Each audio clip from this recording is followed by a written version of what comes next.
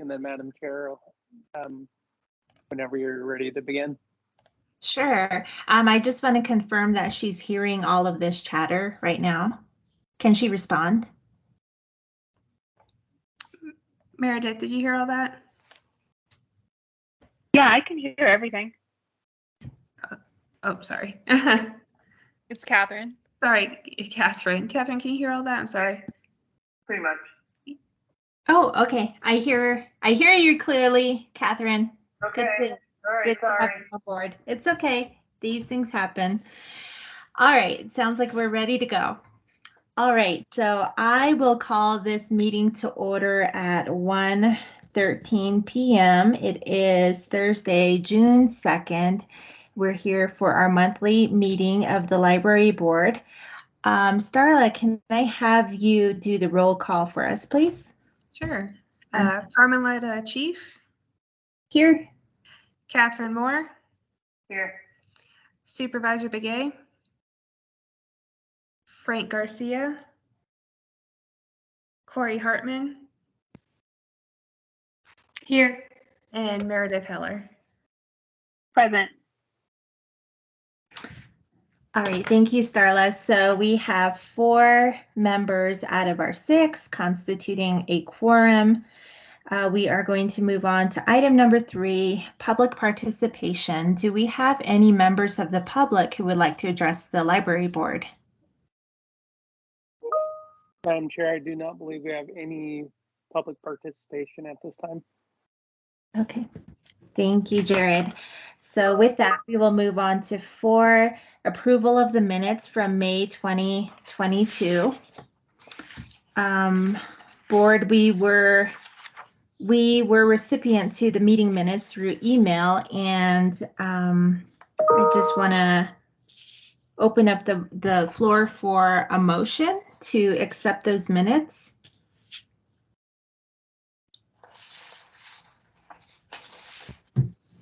I motion we accept the meeting minutes from May 5th, 2022. Okay, I'm sorry, I missed that. Who was that? Oh, I'm sorry, it's Corey. It's Corey. Okay, thank you, Corey. All right, is there a second for that motion? I'll second. That's Meredith. Okay, thank you, Meredith. All right, so we have a motion and a second. The floor is open for votes. All those in favor, please raise your hand. Or I guess maybe since we have somebody who is on the line, it might be easier if we just kind of alter our protocol this time. So if you want to offer a vote, just say, this is Meredith, I vote yes, and we'll go on down the line that way. So I would like to ask for your votes verbally. I vote yes. This is Meredith. Okay. This Catherine, I say yes. Okay. Corey, yes. Thank you, board. All right, so we have 3 in favor, 0 opposed, and 1 abstaining for the chairs not voting. So the minutes have been approved. Thank you. We will move on to item number 5, the action items. We have 4 there. The first one is A, discussing whether to introduce board members to the public. If agreed to, what is the best way to publicize information? So a little bit of background on this. This was actually an idea that I think I brought to the board's attention maybe 2 months ago, back in, when is that, April? I thought that maybe this might be a good way of engaging the public to the existence of the board and also the existence of these meetings that we have on a monthly basis. So the logic that I have is that, you know, you have people in your social networks on social media. So this would happen on social media where you have neighbors, friends, you know, other connecting community members that you are affiliated with who would see those. And I think that would entice them to learn more about what the board does and maybe be be interested in attending some of these meetings or just feel like they know somebody on the board. If they have any ideas that they want to pitch, then they would know who to reach out to.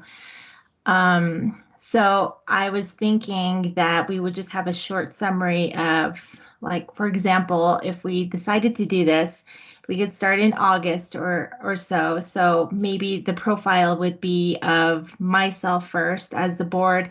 It would just give a description of who I am, why I decided to join the board. So just very simple, something like that. So I just want to open up the floor for discussion on that topic.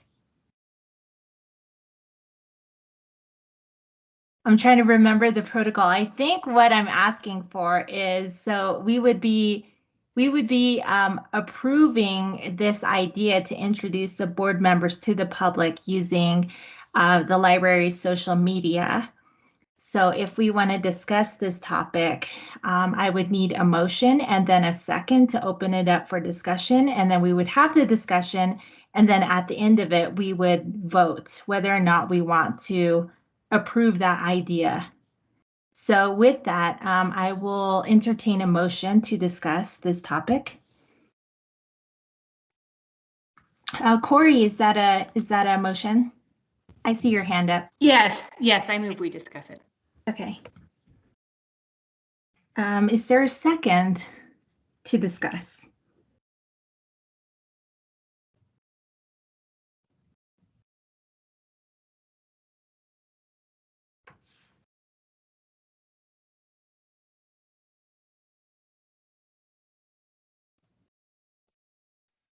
Okay, so I'm not hearing a second on this topic, which would mean that we will not move forward with discussion about this idea to introduce board members to the public.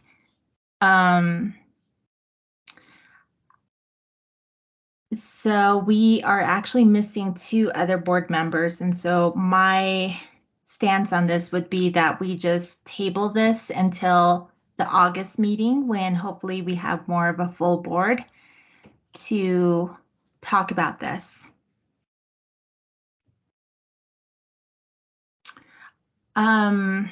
So here's where I'm unfamiliar with this. So do we need to vote on a table, or can I just offer that table and then we table it? I believe it can be tabled, Madam Chair, for the August meeting, and we can note that and put it in there. Okay, thank you for that. So we'll go ahead and just table that when we have a fuller board to discuss that topic, if the body decides that they indeed do want to discuss that idea. So moving on to item 5B.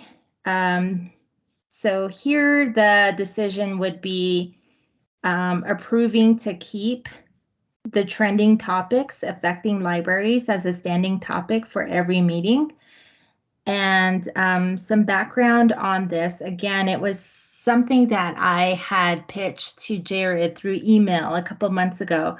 It really came from my own personal interest in wanting to know more about the different associations and the organizations that are dedicated to libraries, library issues, library science, and things that are going on nationally and regionally, just so that we're keeping on track with what is going on, because I feel like we need to be aware of whether or not things are going to affect or are relevant to our library system here in the county and in the city. So it seemed to be a favorable thing that had occurred during one of our previous board meetings. I think it was 2 meetings ago. But so the vote here is keeping the trending topics affecting libraries as a standing topic, approving that. So before we can open that up for discussion, I would like to entertain a motion and a second.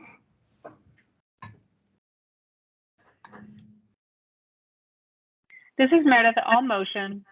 Okay, thank you, Meredith. Can I get a second on that? This is Corey. I second. Okay, thank you. So the topic is open for discussion. I think there's. I have a question. I'm sorry. I should have raised my hand. I'm sorry. Oh, it's okay. Go ahead, Meredith. I'm trying to navigate this as well, just because we have Catherine on the line. Maybe there's no need to raise hands. So if you need to make a comment, just speak and say this is so and so. This is Meredith. I think this is a great idea, especially because we have a lot of ongoing topics at the library, like the construction, and there's some summer programs. So I would love to keep this at the forefront of each of the meetings. Thank you, Meredith. And then I see Starla's hand.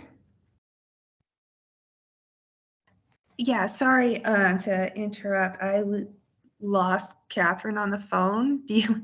I'm going to try to get her back onto the No. phone. Can you hear me? I think I'm Oh. on the meeting now. Yes. Oh, great. Okay, cool. Perseverance. Yay. Glad to have you Perfect. on board. Okay, so did you hear this discussion the whole time, Catherine? Yeah. We're on. Okay. All right. Which item are we on now? We are on item 5B, the trending topics affecting. Oh, yeah, I agree. I'd like to keep that on the agenda. Any other comments? This Corey? is Corey. Yeah, I just have a question. For a trending topic to make it onto the agenda, does it have to be discussed or brought to our attention the previous meeting so it can be put on the agenda for the following meeting? And who can do that?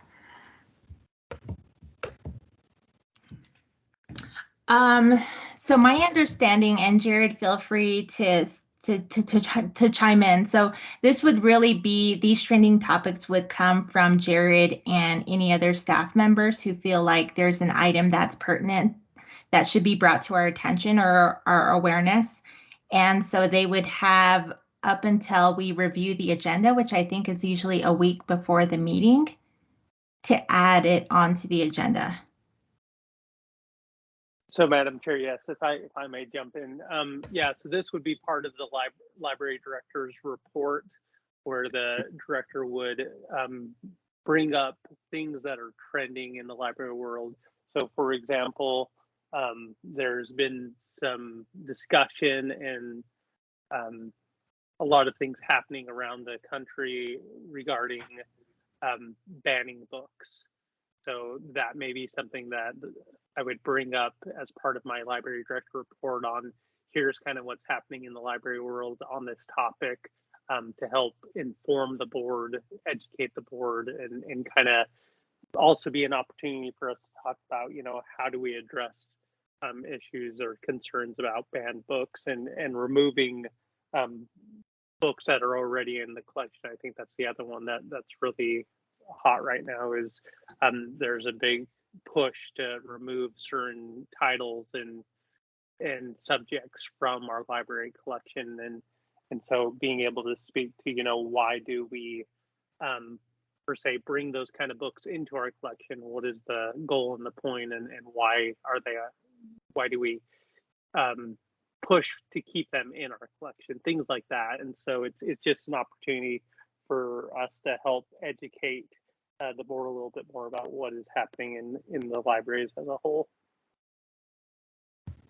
Okay, thank you. So if a board member also noticed maybe a particular trend or wanted to talk about a trend that maybe wasn't necessarily part of the director's report the week, would that,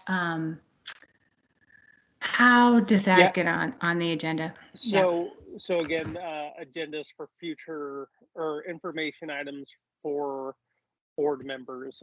If there is a topic that you would like us to discuss in the next board meeting, that would be the perfect time to say, I would hope that we could have this conversation on this topic in our next meeting, and we would note that and then put it on the next agenda for discussion.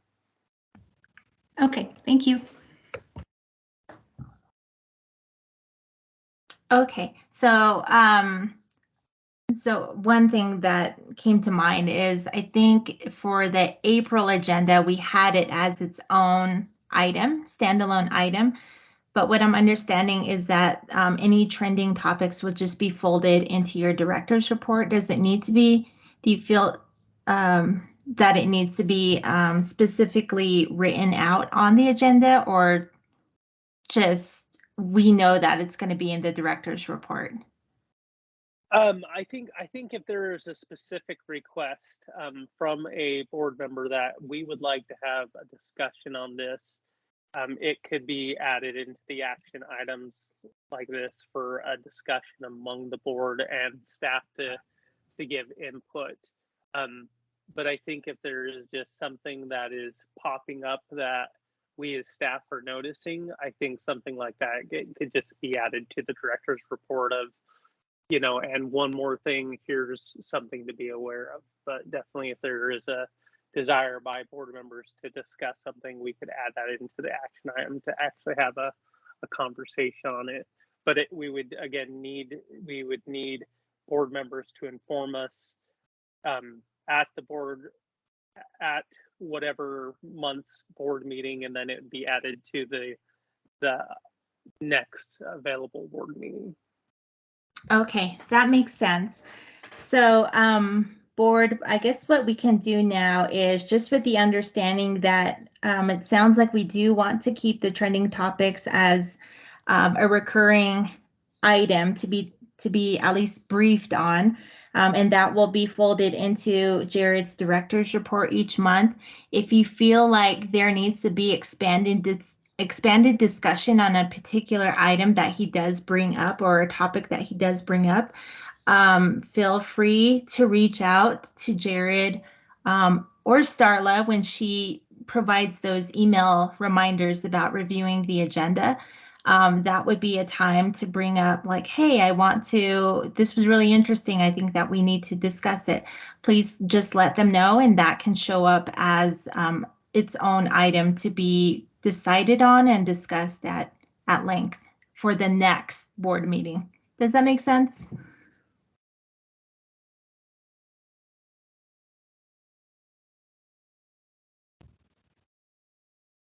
It does. Thank Okay. you. Okay, so with that, any other comments on there before I put this for a vote? Okay, hearing no other comments, I will open up the floor for votes. If I guess just call out your name and what your vote is, whether it's yay, nay, or you abstain, to keep the trending topics affecting libraries as a standing topic for every meeting. This is Catherine, I say yes. Meredith, yes. Okay. Corey, yes. Okay. Thank you, board. So with that, we do approve to keep the trending items, which will be folded into the director's report. Every month, the vote is 3 in approval, 0 abstaining, or 0 opposed, and 1 abstaining.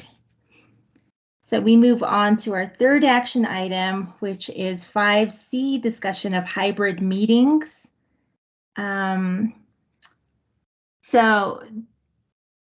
Okay, so we are starting to come out, I guess, starting to come back into times of quote unquote normalcy.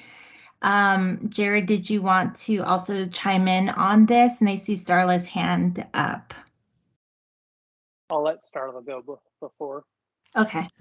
Sorry, really quick. I just dropped in the chat a little bit ago the stats. Alex apologizes for the delay. So. Okay. Yeah, I think we missed that because we're not able to, at least I'm not able to view the meeting or the chat. Okay, I'll just email it to everybody while the meeting's going on so you guys have it. But I just want to make everyone aware they are available now. Thank you. We appreciate that. Thank you. Thank you, Starla. Yeah, we do apologize for the lateness of that.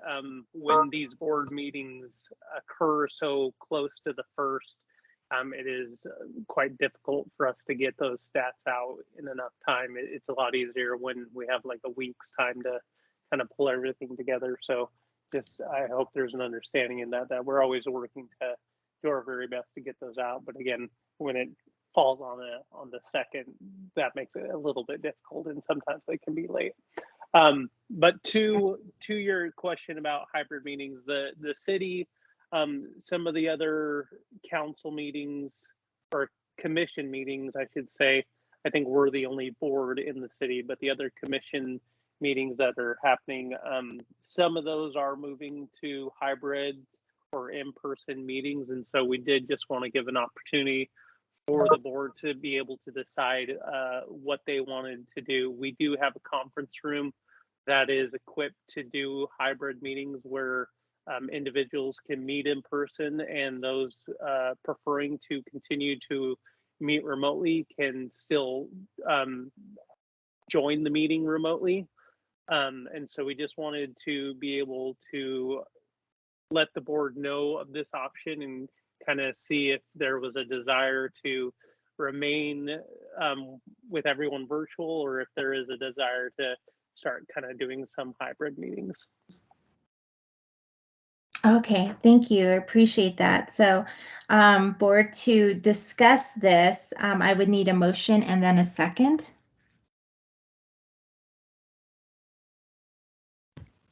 This is Corey. I move we discuss it. Thank you, Corey. Can I get a second? Second, this is Meredith. Okay, thank you very much. All right. So feel welcome. If you want to make a comment on this, you have any feedback about the idea of hybrid meetings, any suggestions that you have. This is Corey. I'm in favor of hybrid meetings. I think it's good to start moving back towards that kind of thing. And if people still want to attend virtually, they have that option, which I think is also useful. Thank you, Corey. So would you be thinking like immediately, like in August, or maybe waiting until September, October? I mean, I would say August. Okay.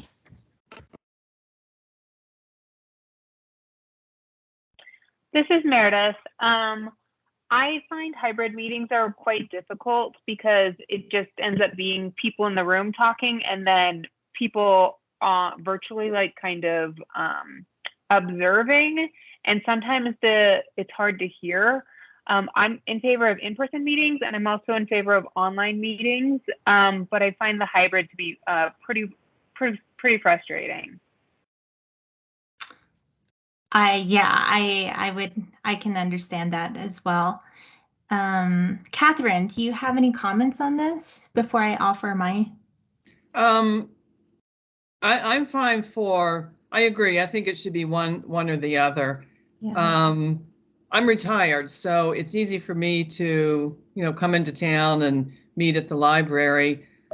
One thing I'd like to throw into the discussion is if we decide to meet in person, is to move the time a little bit later in the afternoon. So it's not like right in the middle of the day, like maybe change it from 3 to 4. I don't know how that affects everybody else, but that's just something I was thinking.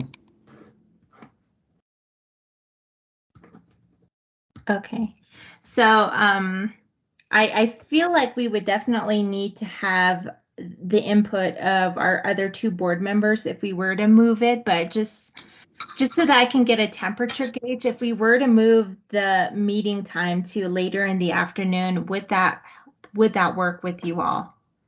3 to 4 was the time frame that was provided. Corey. You asked another question. I had a comment on what Catherine said. Can we go back to that for a second? Yes.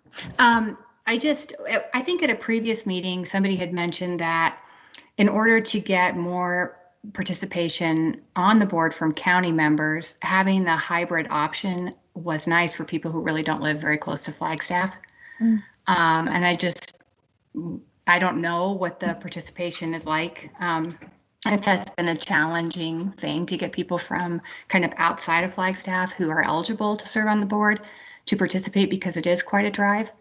Is that the case? Madam Or Chair, can be. if I may. Sure, go for it. So yes, normally board members who represent the county normally live pretty close to Flagstaff. We have not had a lot of success of saying getting someone from, say, Tuba City to be able to join the board because of the distance.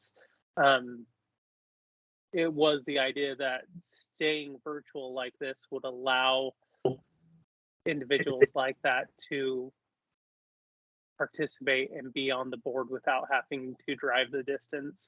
I think there are still some logistics with that, you know, the availability of internet access and good internet access. But I think there are a few options. I think I've seen a couple county commissioners join into a virtual meeting from, say, out in the Tuba City area, and it works. So I'm not saying it can't work, but it does bring in that opportunity for someone farther out in the county to join, as long as they have that reliable internet access. Okay, so if we say that it has to be, thank you for that. If we have to, do we have to, if we say it's online or in person only, does that kind of make it so that it could never be hybrid if somebody were in that situation to call in?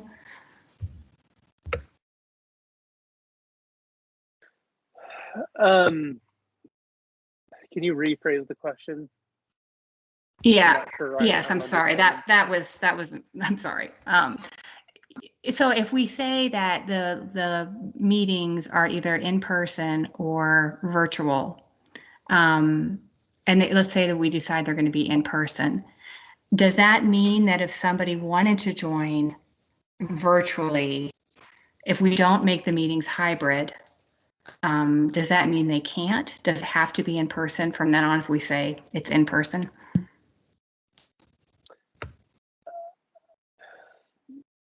I think that really just falls on the board on what they would prefer to do. You know, if they want it to be an in-person meeting, it wouldn't keep someone from farther around the county joining, but I think it's less likely that they would, because they would know, oh, you know, they want to do these in person. So I would kind of need to drive into town into Flagstaff once a month to do that. And so I think it lessens the likelihood that someone would sign up. But you know, everything we're saying here is hypothetical. You could leave it virtual and still only get people who are surrounding close to Flagstaff for whatever the reason be. So you know, we're not seeing a lot of requests of, please, you know, make these virtual so that I can have that opportunity. But it's just been a comment and a thought that we've had over the years. Okay, thank you. Okay. This is Catherine. Could I make another comment? Maybe we should just start by everyone just saying what are they interested in going to town, to the library to meet, or, I mean, who's really interested in going there, or are most of us interested in just staying online? I mean, what is everybody's preference right now? Is it like, sometimes I'll go, but sometimes I may not be able to go, or I don't really want to go, I just want to do it at home or work? This is Corey. My preference is in person. Thank you, Corey. Meredith, what is your preference? My preference is online. I know that human connection is sometimes more advantageous, but I think the online is just a lot easier. I don't like Teams. I think switching to a different forum might be more useful, but I think online is quicker and easier for more people to connect. Okay, thank you. And then Catherine? I could do it in person. I mean, I could go either way since, you know, I don't work. I think I would like to have it in person. Okay. Okay, so I'm just wondering if we can maybe just table this discussion and wait for Frank's input on this, whether we want to go in person or online. My preference is I want to go in person in the future, probably sometime in the fall, September or October. It would be nice to stay online over the summer and the early part of August, only because we do have a lot of transitioning, especially those who are affiliated with schools or NAU. So that's what I'm thinking. Things tend to stabilize around September and October.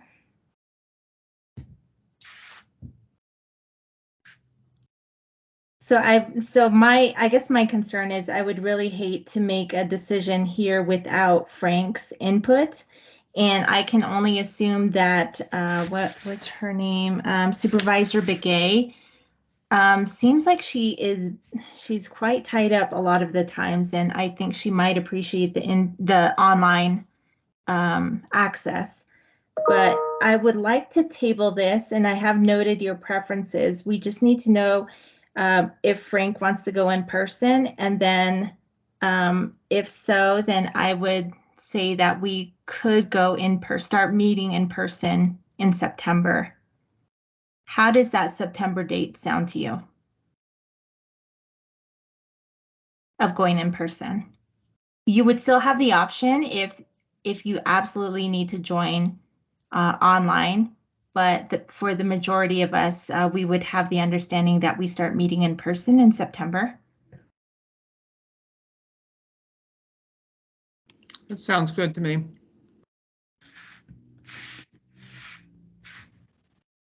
I agree. This is Corey. This is Meredith. That's fine for me. I cannot do a later time on Thursday in the fall, though. Okay, noted. So I guess we will just test the waters and see if September 1 to 2, the first Thursdays of the month, works for us and see how that goes. We might want to revisit this again in November just to see how this is going. But for now, let's go ahead and table until we can wait for Frank's input, and we'll likely know, we'll likely be concrete on this decision to start in September once we get his input in August. Sound good? Okay.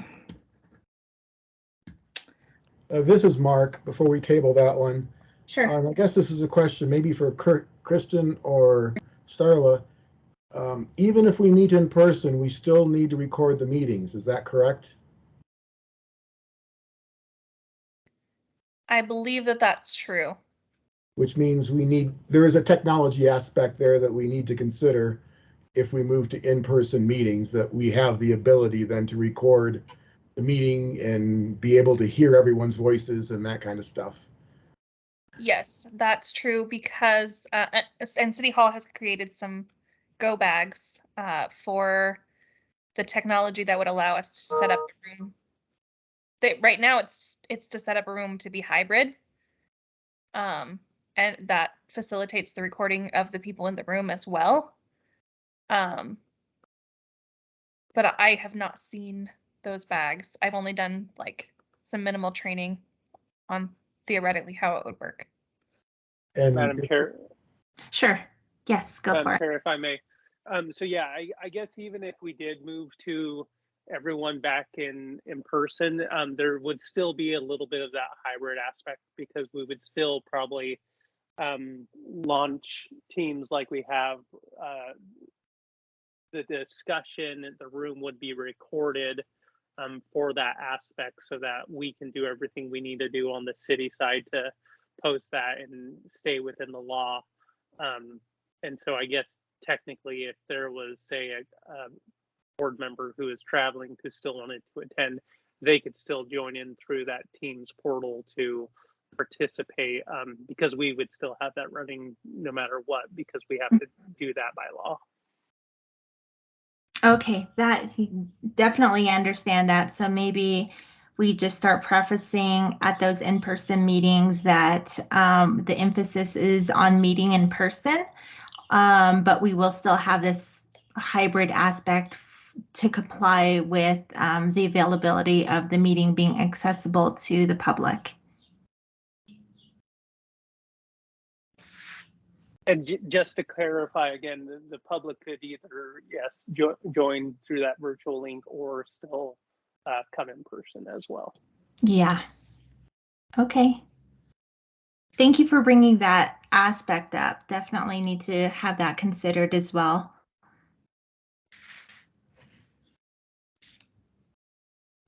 Then the other piece of that is, besides technology, if we are meeting in person, we need to schedule the rooms because they fill up fast. And since we want to be on a set schedule for a certain day at a certain time every month, we need to get that on whatever room schedule that we're going to be using. Okay. Okay. And that was Mark again, sorry.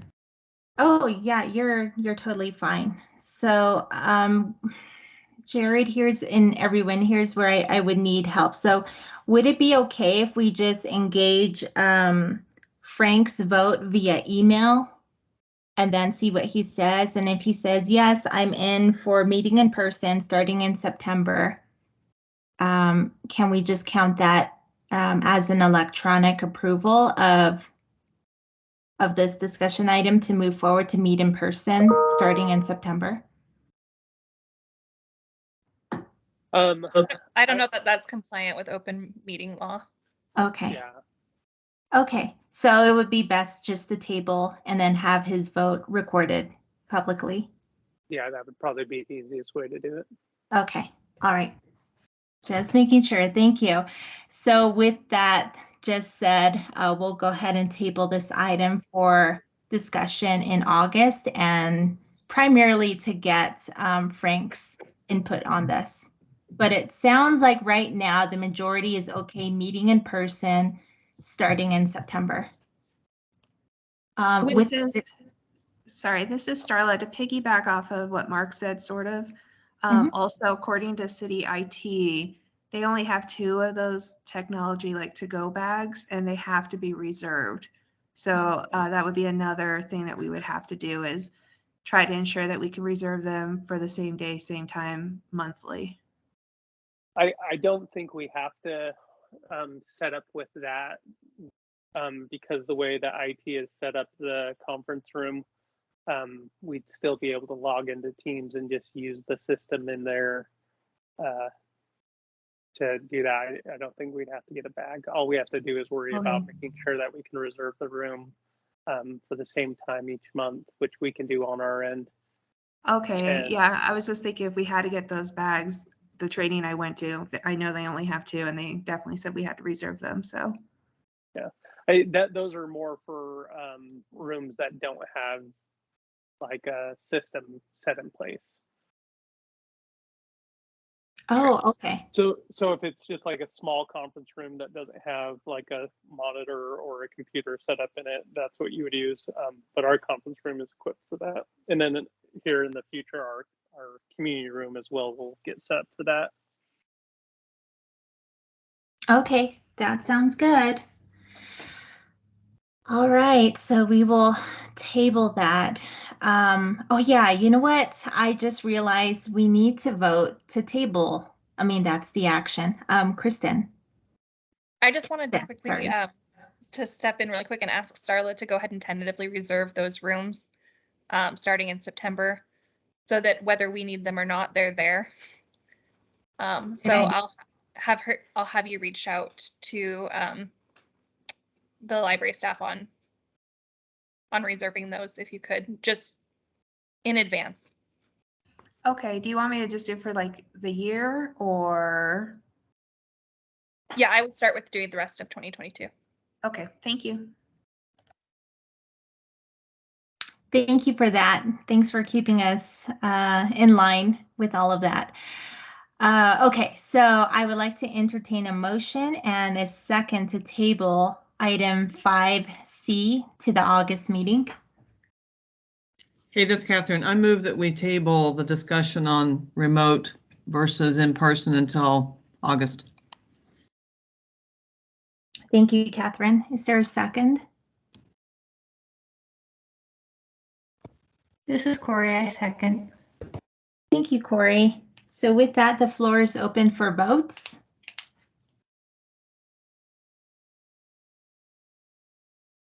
This is Meredith. I vote aye. Okay, thank you. This is Catherine. I say aye. Okay,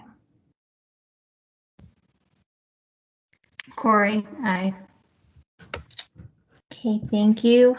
Board members, with that, we will table item 5C to the August meeting with 3 in favor, 0 opposed, and 1 abstention. So we are on our last action item, 5D, discussing youth services, how youth services can engage with teens and to create a teen advisory board. Is our presenter on this Jared? I can give a quick rundown of how we got to this discussion. When the city came and presented their plan for, getting engagement in their strategic plan, I think it was, there was kind of a question of how do we get our youth involved and how do we get them participating more and get engaged with the civic process of the city. And so one of the options that I had mentioned to the board was a teen advisory board for teens.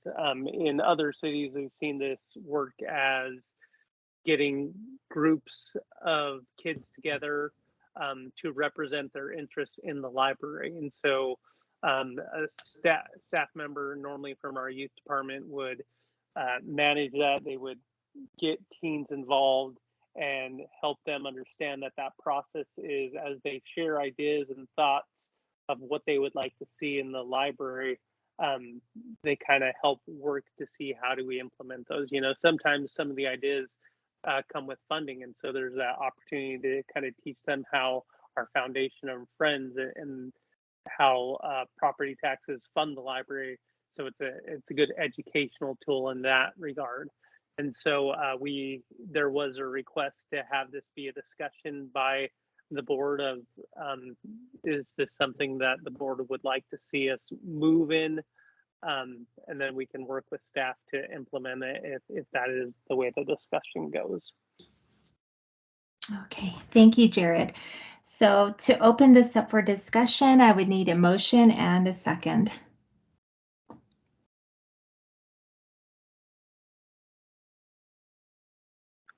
I motion. This is Meredith. Okay, thank you, Meredith. Is there a second? This is Corey, I second. Thank you. All right, the floor is open for discussion, and please feel welcome to call on staff for any insights or any information to help you make your decision.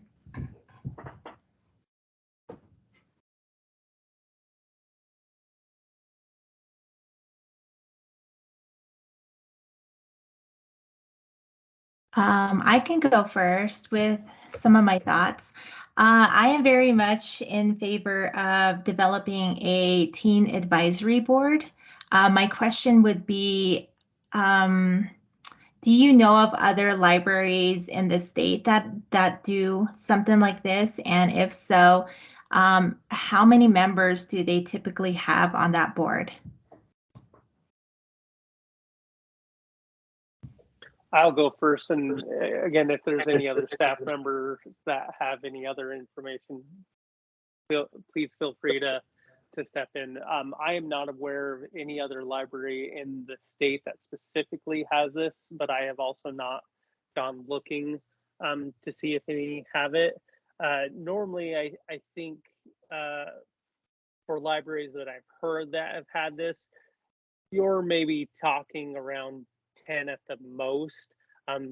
They don't get really big, but it's kind of much like the board is here, where you get a group together and kind of help them understand what the process is of how they make a change to, say, the library or their community, and how participating in this, how they can accomplish their goals in adding or bringing in new resources to the library that benefit them. Thank you. I do have a follow-up question, but I want to give opportunity for other board members if you want to chime in or ask any questions. I'd like to hear your follow-up. Oh, okay, great. So my follow-up is usually, I think, to entice youth who need a little bit of enticing to be a part of a board. Food is always like a great incentive. And so I'm wondering if we would have, if the library has money in the budget to like provide like pizza or a sack of lunches or something like that, or if this were to occur after school, if they would have money in the budget to buy snacks or provide that, or even have the ability to provide that. I don't know what limitations there might be around food, providing food and providing food and beverage. So normally for things like that, normally we look to funds that come from our library foundation and monies that come from our library friends to provide such things. I agree. I think providing food is a great way to engage and bring the youth in. I know that historically with youth services areas, I think some libraries that attempt to do this, it's because the amount of teens that are coming into the library is quite low. And so that's one reason why some libraries have looked to engage adding one to see, hey, let's get them to come in to create this committee. We'll kind of walk them along so that hopefully some of their ideas can be implemented, which help them bring more teens into the library. Because as I said before, that is one of the areas that are really hard. And here in Flagstaff, it is no different. We have really difficult time getting the teens to come in. We see a lot of younger ages coming in and utilizing the library, but teens is definitely one of the areas that is the hardest. And so I know that libraries that have done it in the past do it to help try to improve the number of teens coming in by providing activities, resources that teens are interested in. Yeah. Thank you. And then I see Richard, your hand is up, and then Corey right after. Thanks. I just wanted to kind of chime in that since the last board meeting, I have discussed this with the youth services supervisor as well as Sarah Dector, who was the manager for the Flagstaff regional plan that presented last time. So in the past, Flagstaff Library has had a teen advisory group. But basically it slowly but surely dwindled away as people transitioned into, you know, spending most of their time on smartphones and things like that. I talked to our youth services supervisor about, you know, what we could do to, you know, kind of jumpstart that program again. And very coincidentally, my partner actually runs the one for my old library system back in Washington, D.C., and I kind of picked her brain about it as well. So first off, I think right now it would be a challenge. We're coming into summer reading, and that is taking a lot of our youth services staff's attention. And in addition to that, we're down a significant amount of people in that department, including our full-time staff. So when I discussed this with her, we agreed to kind of table this until the school year started again, because we'll have a librarian on staff who can actually go out to those schools and hopefully get more direct engagement with members of the community. But anecdotally, when I spoke to my partner about this, you know, she kind of mentioned that when it comes to a teen advisory group, you can't really bribe them into attending. You know, you have to have the type of person leading that group themselves, the teens leading that group themselves, who are really invested in wanting to support the community. You know, your random pizza party every now and then, you know, it might get somebody in the door to begin with, but it won't keep them consistently coming.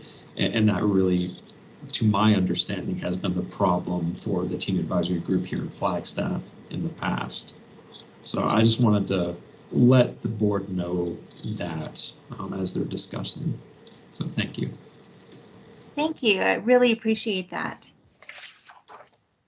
Corey, you had you had your hand up previously. Yeah, thank you. Thank you for the information too. One of my questions was how did it go in the past, if Flagstaff had one. But I was thinking about outreach to the students, and I'm wondering if maybe the college counselors at the different high schools in town might be good to contact, because they really have the pulse of the students and what they're interested in doing. And I understand that you can't bribe kids. I agree with that. But I also think that sometimes they do need to get more involved in the community for scholarships and different things, and they just don't know how, and they just don't know what it can look like. And working with college counselors at the various schools might be a way to just get the word out to students about what it is that this looks like, and what it can do for their community and for them, in terms of giving them skills that they need to develop as they become voting members of the public and things like that. Yeah, I love that. That is really important, especially if one is thinking about college or any other endeavors that do require demonstration of volunteer service. Meredith. I totally agree. That was along the lines of what I was going to say. I really like this idea. I think it's really advantageous to pursue. I think if you create spaces that honor students' time and energy is great. So like providing food so they don't have to like bring in outside food makes it easier for them to get to meetings. So I think that is a really great idea, especially if you just say there's a budget, you can always have like a lunch provided so you don't have to worry about that. I also think that some high schools might have like service learning or volunteer requirements. So if we talk to high schools and see what is required, if a student is interested in this, they know that they can also use this for something that they have to do anyway. And then the final thing I was thinking about is, even if we don't start it until the fall, I think a lot of the teens that are going to be involved in the summer reading program are probably quite devoted to books and learning and the library. And so if it is advertised, just part of the summer learning, summer reading materials, people might be able to get it in the back of their head. So when they see the call in the September, they will be aware of it. I know last year for the summer reading challenge, there were all of these games and activities you could do online. So if one of those was just like a description that teens have library boards, or that we are planning on having a teen library board, and just get people aware of that in advance. Thanks. Very great additions to the conversation here. Catherine, do you have any input that you want to share before I provide my thought? No, I'm good, thanks. Okay. So I was also thinking, in addition to the outreach that definitely needs to be done with the different high schools, different middle schools here in town, I was thinking it would also be nice if we do indeed pursue this, that we also have some sort of outreach just to the public. Like if you know of a teen that you think would make a great addition to this board. So it would be more like a nominating aspect of joining this board, because sometimes I know that there are students out there that have a lot of the potential but are not too integrated into these circles at school where they would be recognized, or maybe even are timid to respond to a call for participation on such a board. Sometimes it really does take somebody nominating them because they see that potential in them to grow as a leader and to contribute to a board such as this one. So just keeping that in mind, but if there are no other comments, I think we can go ahead and put this to a vote. All right. So, okay, so we will open the floor for votes. Please verbally say your name and what your vote is. What are we voting? What is? Oh, sorry. So the topic would be voting to approve youth services to engage with teens to create a teen advisory board. Okay, but I mean, aren't we going to take into consideration what the staff members were saying, that they really, at this point, don't have the staff to take this on again? I mean, we can say whatever, but it's really up to Jared and his staff to do the work. Yeah, I saw Jared was about to speak. Yep. Go ahead. So Madam Chair, yeah, I think Richard has made an excellent point of just the fact that we're kind of down. I think possibly the best path forward would be for Richard to go to his team. He oversees our youth service department. Have a discussion with the youth service supervisor there, let them know that there is an interest by the library board to look into this. And so as we do fill all our vacant positions, that supervisor can be aware that this is an interest that they would like, that you'd like to head into. And as they get the staffing done, they get past the summer reading program, they can then turn the attention, when they have attention and staffing, to looking into that. And then we can come back and give you an update on how that's going, what we're finding, and continue the conversation. Okay, that sounds good to me. And thank you for stepping in, Catherine.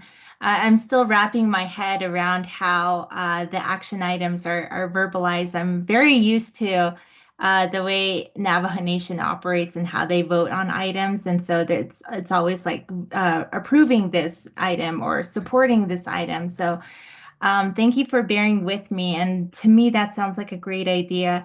I'm just wondering, like, how formal we need to be with these votes, like what the action would be. Would it just be what we're voting on is just indicating our interest in the staff moving forward to explore the teen advisory board and not having a timeline? I mean, do we have to take a vote on everything that we're not really, if this is just like left on the action items for discussion later in the fall, I mean, do we have to take a vote every time we talk about something? I mean, I'm not that familiar with all of these rules. I would say that the only time that a vote and action is needed is when you are indeed implementing something, like we want this done. Something like this where, okay, let's push it down until the fall to talk about. I don't know that we need an action for that item. Okay. Meredith. Yes, Carmelita, my experience with voting is similar on Faculty Senate. A lot of times we vote as a show of support. So my question is, would it help if the board voted that we support this? Is that something that the library staff could take to another body to show that there is support for this action? And if so, would we vote in that way to be helpful? Yeah, that's kind of where I'm orienting toward too. Jared and staff, how do you feel about that? Would that provide you with the information if we were to vote and just say we do support this without any explicit other, what do you call it, directives? Just to let you know that we do support the idea. And then, yeah, I'll just stop there. Yeah, I don't think there's anything wrong with doing a support, as we go and as I said before, get the staff that we need, get away from summer reading, but then we would have that support to speak to when then meeting with the high schools to kind of say, you know, this is something our board would like, you know, who can we get in touch with to start working and put something like this together. Okay, Meredith, your hand is still up, or did you have another comment? No, sorry. Oh, it's fine. Okay, so it's sounding like to me, we should go ahead and vote. So it would be supporting, so offering our support. We're voting on our support of the idea of creating a teen advisory board. So with that, I will entertain a motion and a second to support the creation of a teen advisory board.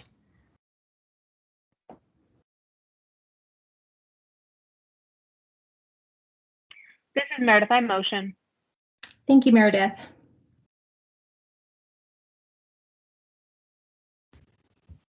This is Corey, I second.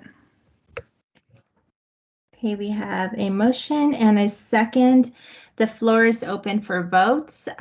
Please state your name and what your vote is.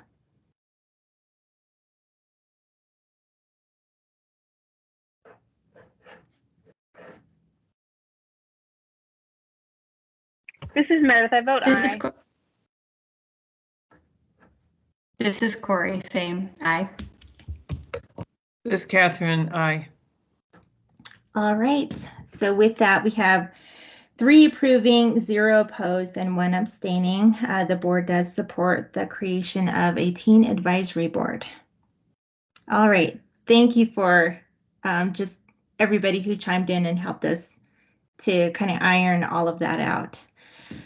All right, moving on to item number 6, reports and discussion items. We have at the top there the director's report. Jared. Thank you, Madam Chair. Thank you, board members, for a very interesting conversation. I appreciate your participation in it. To begin, I am actually going to hand things over to Richard Tutwiler, who is our Deputy Director over Public Services, to kind of speak about some of the upcoming programs and things that are happening during the summer, and then it'll come back to me and we'll go from there.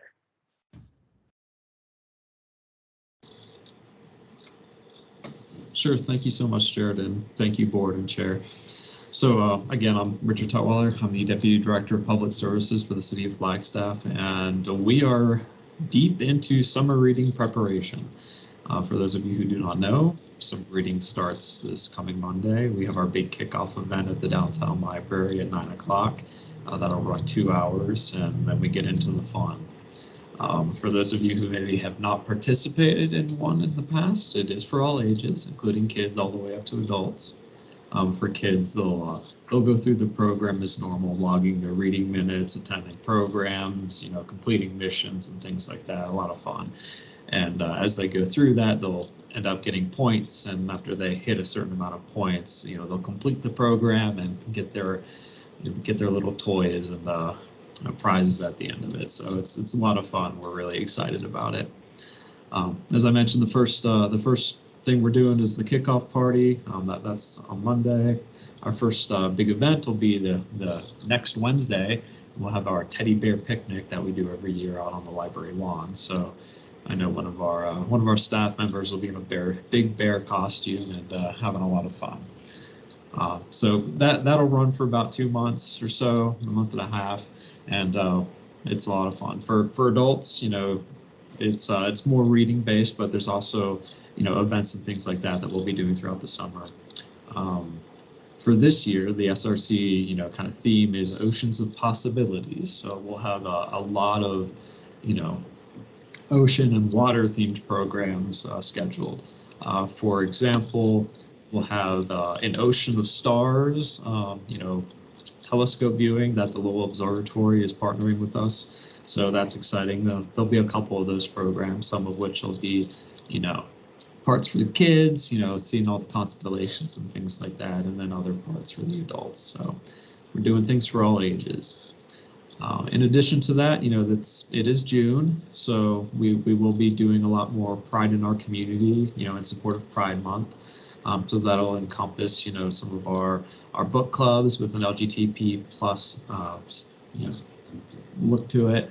We'll have Drag Story Hour again this year. That'll be June 18th. And then we'll also be doing some board game nights for that community as well. So we're very excited about, serving all of our groups here.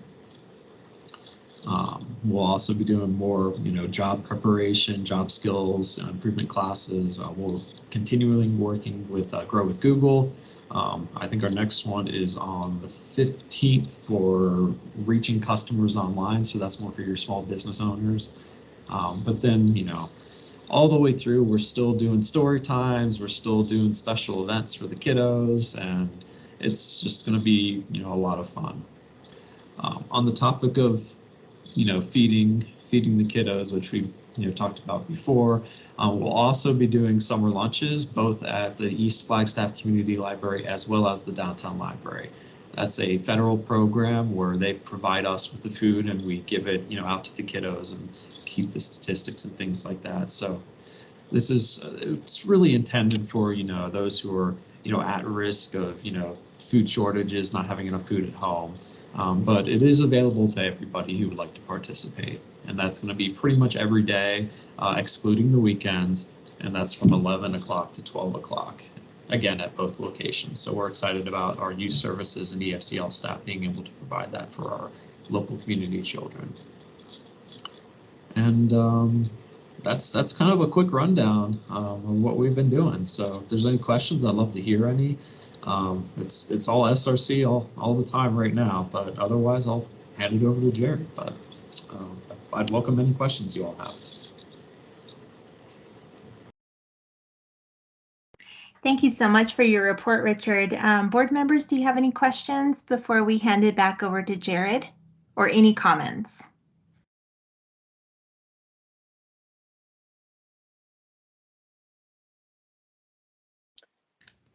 Okay, I'm not hearing anything. I just want to say I love your theme, though, Oceans of Possibility.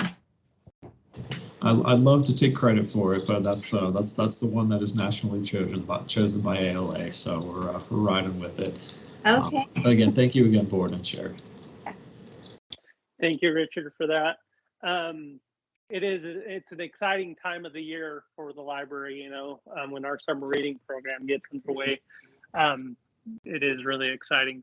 We do not only provide a reading challenge for our youth, but also for our adults normally.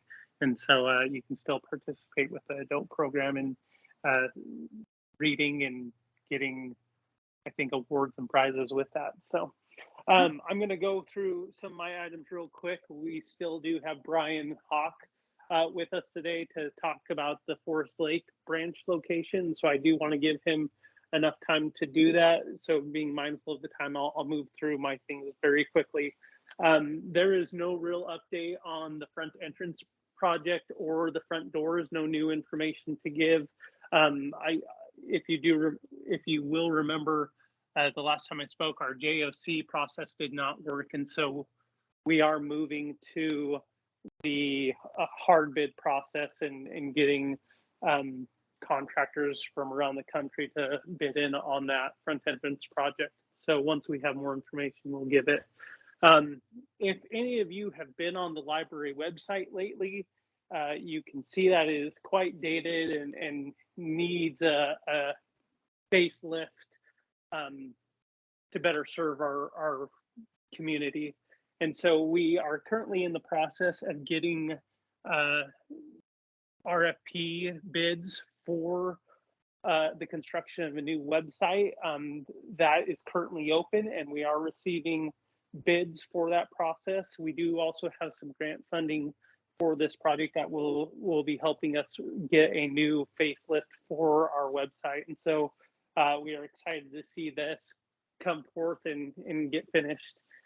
And then the last thing that I'll mention very briefly is, along with our Forest Lakes location, we are looking at changing its floor plan so it is more ADA acceptable, as well as making sure that all the shelving that's in there is matching. Currently, It's kind of put together with some of the leftover pieces we had in our storage area of shelves. So that's another thing we'll be looking to do as we do this ADA facelift to the library.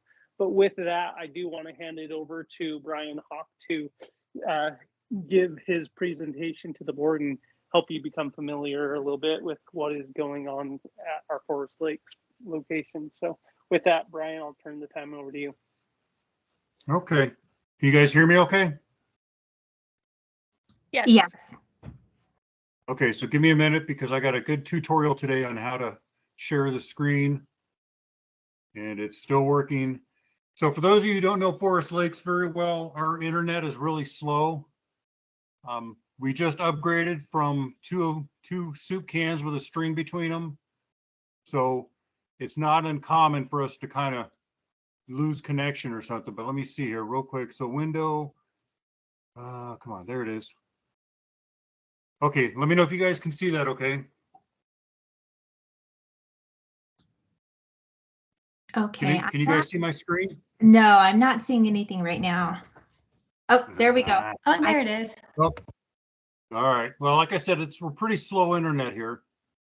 So let me just click from here, and I haven't done PowerPoint for a while. Okay, so you can all see our beautiful building there? Yes. Okay. So I'm gonna go through this kind of quick because I know you guys have had a long meeting here. And I really appreciate the opportunity to present. In fact, I was almost going to suggest if you want me to wait until there's more members or just go ahead and continue now. I think you can go ahead and continue.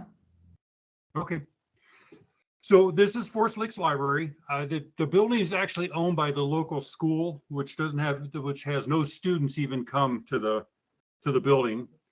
And but the building is shared with several groups, the Quilters, a church, an AA group, FLOA, some other stuff that's going on. But this actually, believe it or not, just had a facelift, and this is actually a double wide trailer. Let me show you what the inside looks like. So that's about half of the inside area right there. So, and there's a little bit more now that's been changed since this picture was taken. This is all BC. BC is not before Christ, before COVID is what it means. So some of these pictures are BC. So that's the interior. It's actually a pickup and drop off point. There's 19 students in Forest Lakes that they bus off to a beautiful downtown Heber, about a 17-mile stretch. But the students drop off and pick up here 4 days a week. So that brings us in a lot of traffic. So the parents don't have to go that far of a drive. Let's see what else. So they're putting up an internet tower. The school just received fiber optic cable, and it's really awesome that it doesn't get dropped every 30 seconds. And they're building a tower so that all of the students will have free internet. I think it's called the Last Mile Project, but I'm not sure. So that's kind of where it stands right now. They're waiting for concrete to be poured, but nobody knows when that's going to happen. Everything's so backed up. But the library is the only free internet that happens between Heber and Payson, which is roughly a 50-mile stretch, if any of you guys have been up here. Okay, let's see what else. So that's where we are. For those who haven't been to Forest Lakes, we're just a little bit north of a little tiny city called Phoenix, about 2.5 hours. Brian, And, can I just interject really quickly? I don't know if you're going through the slides, but from what I see, it's still on slide number 1. Oh my gosh. I've changed them all. Let me go back real quick. Let me go back up to here. Oh, there we go. Slide. Yeah, it's on 5 now with the map. Maybe it's okay. Yeah, like you said, the internet connection must be super slow. Yeah, if somebody's got their Netflix on, we're in trouble. I mean, that's how bad the internet is up here. Gotcha. It was put in 63 years ago. So let me go back up to where the picture of the map is. Let me know when you guys are there.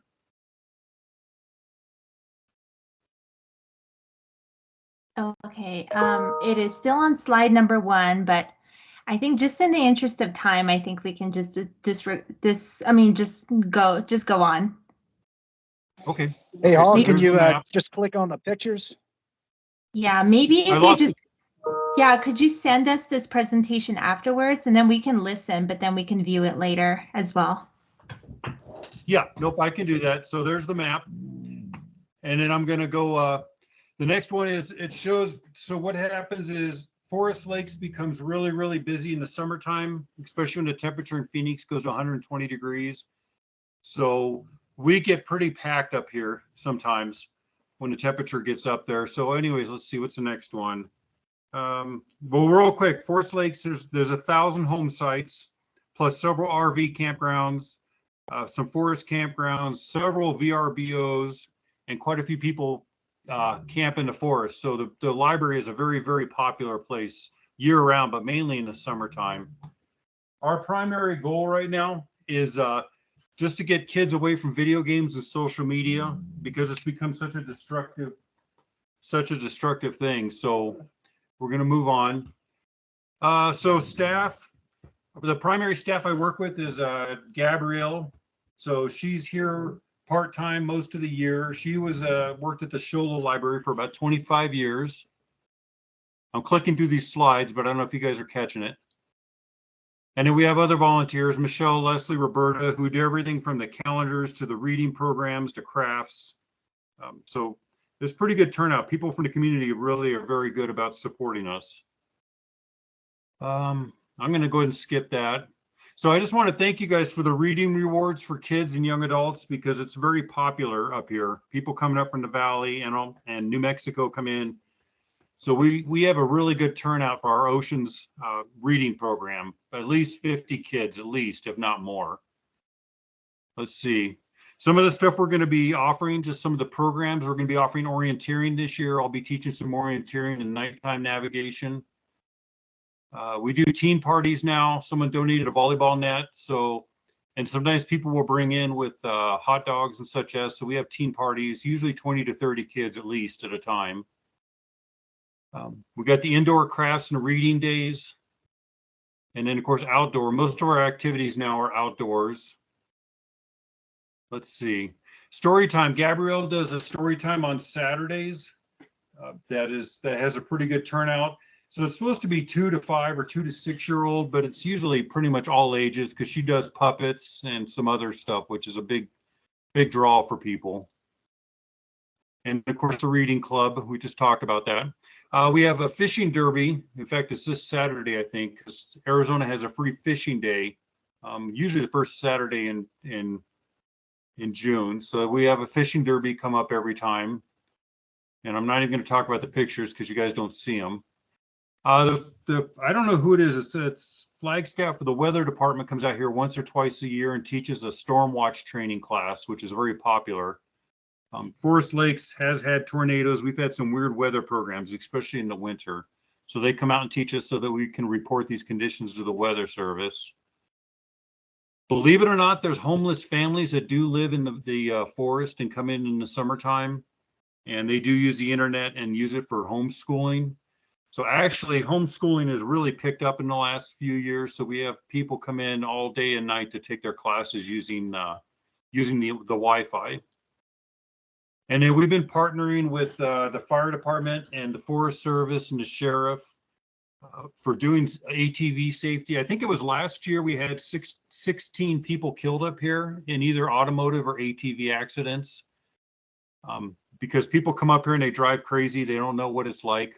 I think last week we lost 3 more people to ATV accidents. So it's actually a pretty bad situation right now.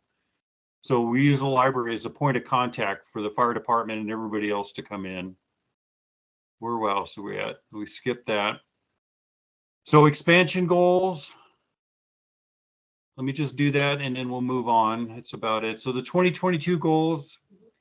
Let me know if you guys can see this screen yet where it says 2022 goals. I cannot see it. Yeah, I don't either. It's still on number 1. Okay. I did a really good job with these bullet points, darn it. All right, well, anyways, here they are. So we're doing a library restructure, which Jared already told you about. And we're looking forward to that in October, November. I don't know when, but the school board did approve it. What's the other thing? So we're working with the fire and the sheriff to try to reduce the number of casualties and fatalities up here. We're going to start doing STEM Saturdays soon. I'm a retired engineer, so we've been teaching STEMs on Saturdays, a lot of electronics and math. As a personal thing of mine, I'm expanding biographies for young adults. I think that's just really important for young people to realize that people who have done awesome things in this world had many, many failures when they were young. In fact, you don't do anything great without failures. So that's why I'm pushing hard on biographies. We're updating the patrons' profiles now that we've gone over to COLA. It's given me a chance to really update a lot of the information that was never really maintained. Thanks to Aspen Software, people can now log in and see what we have. So I still continue to go out and make deliveries to people's homes and trailer parks, that people that are not able to leave their homes for various reasons. And then we're going to be doing teen volleyball, which will be great because that draws in a lot of young people. And then I guess we're the only library that's going to test out these VOX books. I'm not sure if you guys are familiar with that, but they're basically books that have built-in recordings so that it knows what page you're on and it reads the book to you. So we've just ordered 4 sample books that we're going to test out to see how that works up here. But I think we're the only library. And then depending on if the fire chief will cut us some slack, I'd like to suggest us having ghost stories at night. Have a small campfire in the evenings, have chairs around it, and we can start doing ghost stories or scary stories to kids. But that's pretty much our 2022 goals. I wish I could share the rest of the slides with you, but I'll send it over to Will. Awesome. Thank Any you, Brian, questions? for that. Yep. Yeah, thank you, Hawk. Awesome presentation. Okay, well, it'll be better when our internet speed gets, and I'm not joking. On a good day, our internet speed is 3 down and 0.3 up, and that's not joking.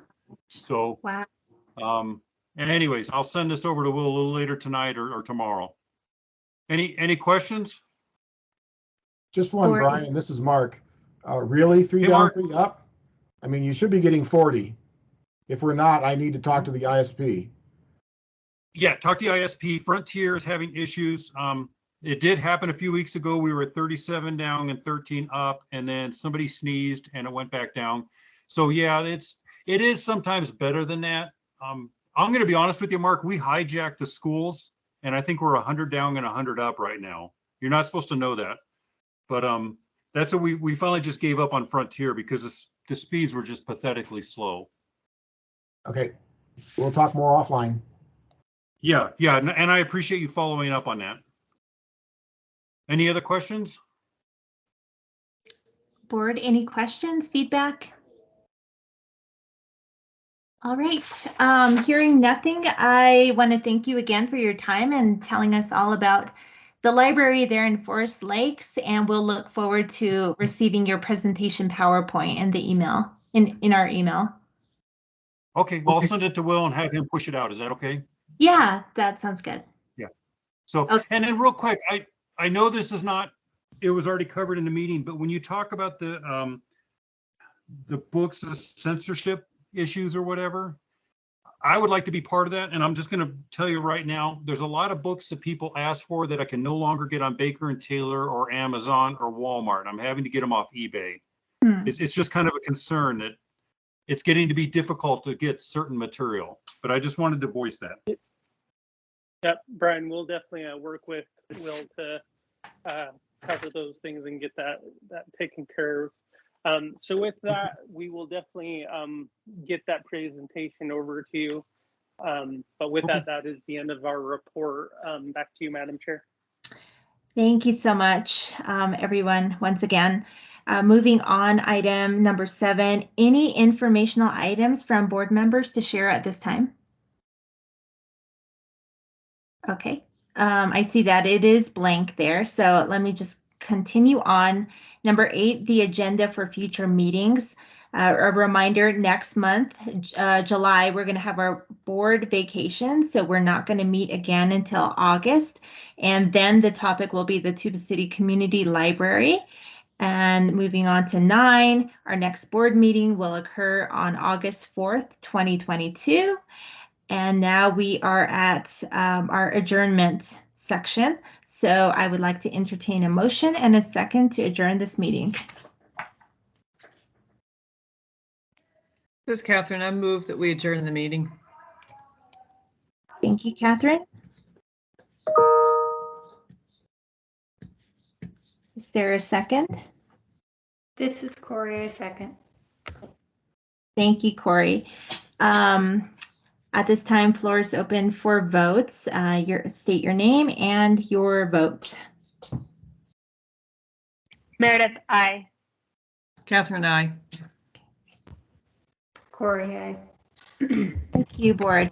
So with that, the meeting is adjourned at 2:37 p.m. Thank you all for your attendance, your participation, and all the information that you shared today. Have a great afternoon and a great weekend. Thank you, everyone. Thank you. Thanks, you too. Bye.